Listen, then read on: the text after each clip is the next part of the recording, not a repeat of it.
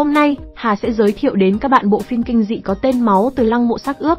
Cách đây nhiều thế kỷ, Terra, một nữ hoàng Ai Cập xinh đẹp nhưng tà ác đã bị một đoàn linh mục chôn cất trong một ngôi mộ cổ bí mật. Để đảm bảo bà không thể quay lại hại người, họ đã chặt tay và giao nó cho bầy chó hoang xử lý. Nữ hoàng chưa chết nhưng bà bị buộc nằm bất động. Lũ chó rừng xui xẻo không thể hoàn thành nhiệm vụ vì cái bàn tay kia xé toạc cổ họng của bọn chúng và bò đi. Trên tay còn đeo một chiếc nhẫn có viên hồng ngọc siêu to khổng lồ. Những người thực hiện nghi lễ không hề hay biết về điều đó, họ nhanh chân đậy nắp quan tài bằng vàng của nữ hoàng và rời đi. Trên đường đi, cả đoàn bị một cơn bão cát nuốt chửng, và ai cũng bị xé toạc cổ họng một cách khủng khiếp. Cơn ác mộng này như một thước phim chiếu đi chiếu lại trong đầu Margaret, con gái của một nhà khảo cổ học nổi tiếng, giáo sư Julian Fuchs. Cô gái la hét thất thanh hàng đêm và cần sự an ủi từ người cha của mình. Xa xa, Corbett, một người đàn ông khả nghi đang quan sát họ. Người đàn ông bí ẩn kia luôn bám sát cô gái xinh đẹp. Để vỗ về và làm vui lòng con gái, nhà khảo cổ tặng con một chiếc nhẫn có gắn viên hồng ngọc tuyệt đẹp. Bạn trai của Margaret rất tò mò về nguồn gốc chiếc nhẫn quý giá này và quyết tâm tìm hiểu về nguồn gốc của nó. Corbett đi đến một bệnh viện tâm thần gần đó để thăm người bạn cũ, Berrigan. Anh này đang nắm trong tay di vật cổ xưa mà Corbett mong muốn. Hắn muốn trông chỉa món đồ kia nhưng người bạn đã kịch liệt chống cự. Các nhân viên bệnh viện xuất hiện và yêu cầu Corbett rời khỏi phòng bệnh ngay lập tức, vì thế anh ta chưa thể thực hiện được ý đồ của mình. Khi cặp tình nhân đến gặp một chuyên gia về di vật cổ, Jeffrey, ông này hoảng sợ khi nhìn thấy chiếc nhẫn và rơi vào trạng thái hoảng loạn. Đột nhiên, một chòm sao kỳ dị xuất hiện trên chiếc nhẫn, đồng thời cũng xuất hiện trên quả cầu pha lê của một bà thầy bói. Nhà chiêm tinh tiên đoán thế giới sẽ đại loạn trong đêm mai và hốt hoảng đuổi khách về. Khi đã bình tĩnh trở lại, Jeffrey lấy ra một chiếc hộp sọ của một con chó rừng. Đột nhiên, chuông cửa reo và Corbett bước vào phòng. Nhìn thấy người quen cũ, Jeffrey giải thích rằng anh đã tìm thấy chiếc nhẫn và chủ nhân mới của nó. Corbett đã biết trước thông tin, anh khẳng định người đang giữ chiếc nhẫn tà ác kia chính là Margaret, con gái của một giáo sư khảo cổ. Đêm đó, sau khi thân mật với bạn trai, Margaret chìm vào giấc ngủ và mơ thấy nữ hoàng Terra. Bà tự giới thiệu bà là nữ hoàng bóng tối và là nữ tư tế của Ai Cập cổ đại. Trong suốt nhiều thế kỷ, linh hồn của bà lang thang trên các vì sao trong vũ trụ để chờ đợi một cơ thể phàm trần.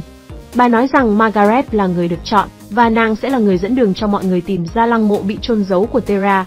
Cách đây rất lâu, giáo sư Fuchs, Jeffrey, Corbett, Berrigan và những người khác đã phát hiện ra lăng mộ của nữ hoàng Terra.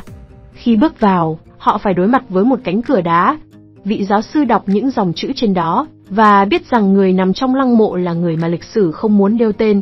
Ngay sau đó, cả đội tìm thấy quan tài bằng vàng của nữ hoàng và một số di vật cổ, con rắn hổ mang, hộp sọ của một con chó rừng và một con mèo.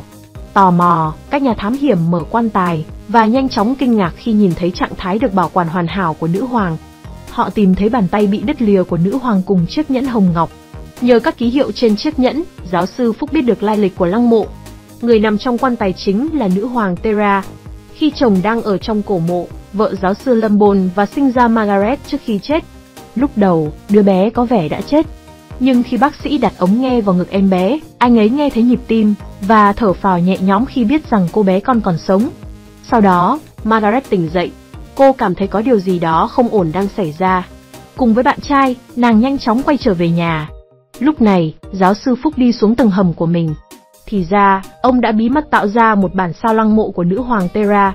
Từ lâu, ông ta đã đưa thi thể của bà vào nhà mình và có ý định tái sinh cho nữ hoàng. Khi về nhà, Margaret cảm nhận được một luồng năng lượng đáng sợ đang bao quanh nhà mình. Có tiếng hét thất thanh của giáo sư phía dưới tầng hầm, thì ra cổ họng ông đã bị xé toạc. Cô gái đưa cha mình đến bác sĩ để cứu chữa. Đêm đó, Margaret xuống tầng hầm để thăm xác nữ hoàng Terra. Cô nhận ra cô và bà có nhiều nét giống nhau. Khi đang mê đắm nhìn vẻ đẹp của nữ hoàng thì Corbett xuất hiện. Corbett nói với cô rằng đừng sợ vì anh ta là bạn của cha cô. Margaret biết rằng anh ta là kẻ thù không đội trời chung với cha mình vì ông không bao giờ chào đón anh ta. Nhưng cô vẫn cho anh ta cơ hội giải thích. Chiếc nhẫn là biểu tượng của vị thần sắp đến. Lần đầu tiên cha cô nhìn vào nữ hoàng cũng chính là thời khắc cô được sinh ra. Vì vậy, anh ta đề nghị Margaret cùng mình đi tìm lăng mộ của nữ hoàng để giúp bà đoàn tụ với linh hồn của mình. Margaret cùng bạn trai đi tìm lại những đồng đội ngày xưa của cha cô để lập nhóm thám hiểm. Họ đến một phòng giam gặp Berrigan. Tưởng cô gái trước mặt là nữ hoàng độc ác, ông vô cùng sợ hãi và liên tục la hét. Cô muốn lấy lại con rắn từ ông, nhưng các nhân viên nhà giam đến và yêu cầu họ rời đi. bác sĩ thông báo cha cô đã bị liệt một bên cơ mặt. Trở lại bệnh viện tâm thần, những nhân viên ở đây dùng con rắn để dọa anh ta, hy vọng anh sẽ không gây ầm ĩ nữa. Khi ở một mình, Berrigan ngồi xổm trong chiếc áo khoác thắt eo, nhưng ngay sau đó nằm im để quan sát xung quanh. Đột nhiên, con rắn biến mất khỏi bàn, và anh bắt đầu nhìn thấy bóng của nó ẩn nấp trên tường.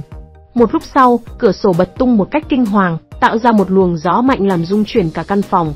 Nhưng ông già chỉ có thể run rẩy và hét lên vì không thể thoát ra được. Đột nhiên, gió dừng lại, và Berrigan nằm chết trên sàn với cổ họng bị xé toạc.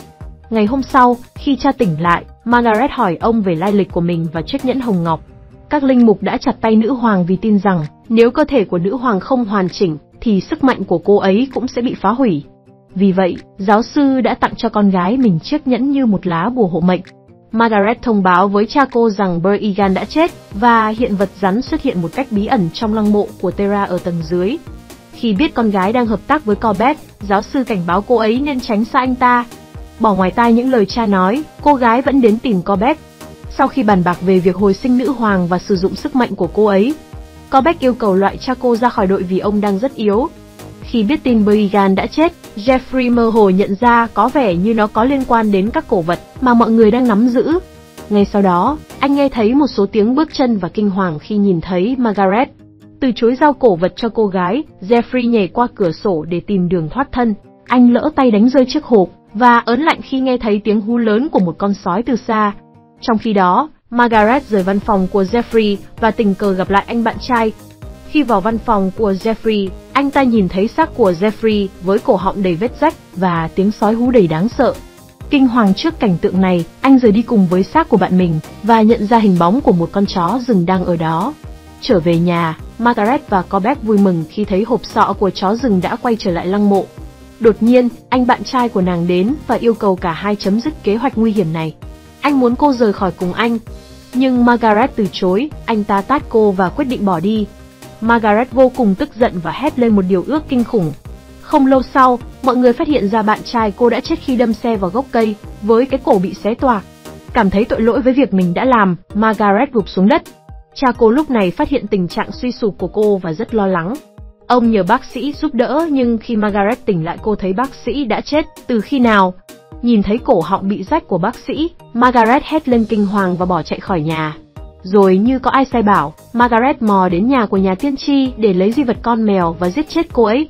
Trở về nhà, giáo sư Phúc phát hiện ra rằng di vật mèo đã xuất hiện trong lăng mộ của Tara. Không lâu sau, Corbett đến cùng Margaret.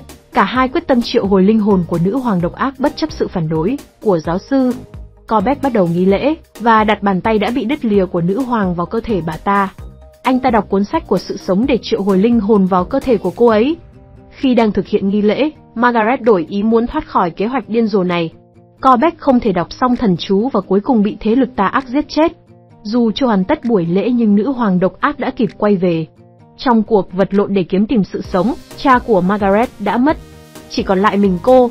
Cuối cùng, cô ấy cố gắng đâm nữ hoàng độc ác, nhưng cô cũng đã bất tỉnh ngay sau đó. Đột nhiên, toàn bộ tầng hầm sụp đổ, và tất cả đều bị chôn vùi dưới đất đá. Vài ngày sau, một người phụ nữ quấn băng tỉnh dậy trong bệnh viện. Y tá nói rằng cô ấy là người sống sót duy nhất trong vụ tai nạn, vì mọi người trong tầng hầm đó đã bị nghiền nát không thể nhận ra. Không ai biết được người phụ nữ sống sót này là Margaret hay nữ hoàng Tara. Bản tóm tắt đến đây kết thúc. Mong cả nhà sẽ thích bộ phim này. Nếu thấy hay, các bạn hãy like và đăng ký để ủng hộ cho kênh của Hà nhé. Hà cảm ơn và mến chào tạm biệt.